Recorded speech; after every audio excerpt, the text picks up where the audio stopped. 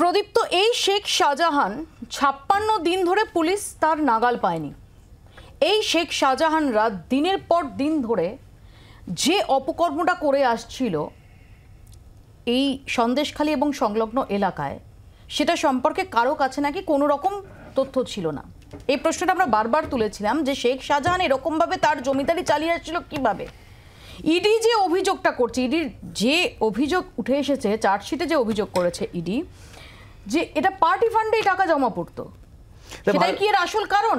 যে লাভের গুড়, এই শাহজাহানদের লাভের গুড়, সেটা কোথাও পার্টি ফান্ডে পৌঁছতো না? তার জন্যই কি ইডি বা সিবিআইও খুঁজে পায়নি, নাকি অভিষেক বন্দ্যোপাধ্যায় প্রশ্ন করার পর ব্যাপারটা সরলীকরণ এসছে? ফলে অনেক জটিলতা এর মধ্যে আছে।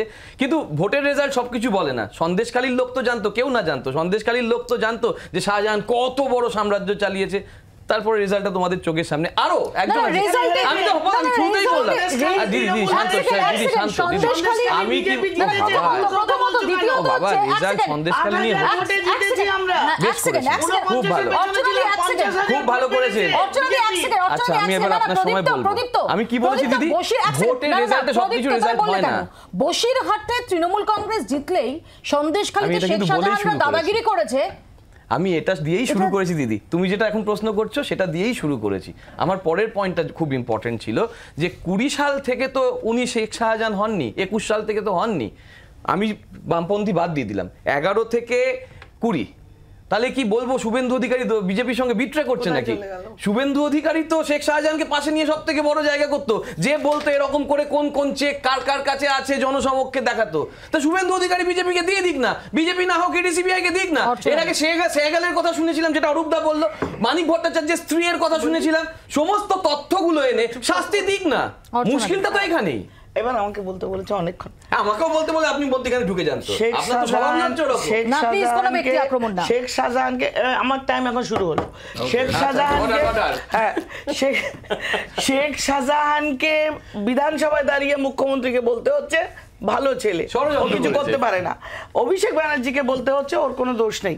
এখন ব্যাপারটা বুঝতে হবে, শেখ শাহজাহানের এত 53 দিন ধরে আর লুকিয়ে রেখে কি কি কাজ করা হয়েছে কেন?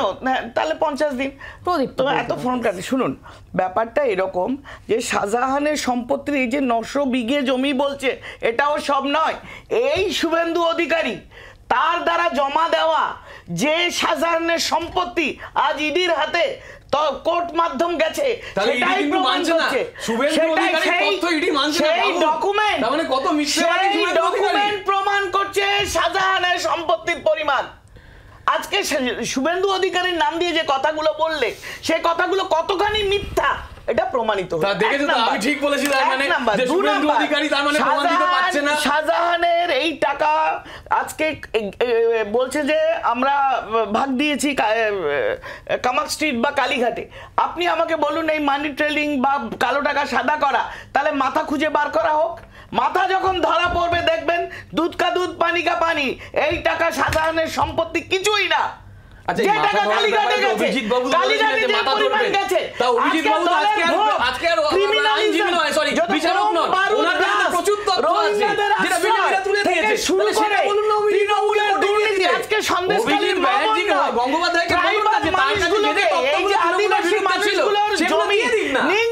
মানুষগুলো, আমি তো এখনো কাজ করছি, যে অত্যাচার এই সিরাজ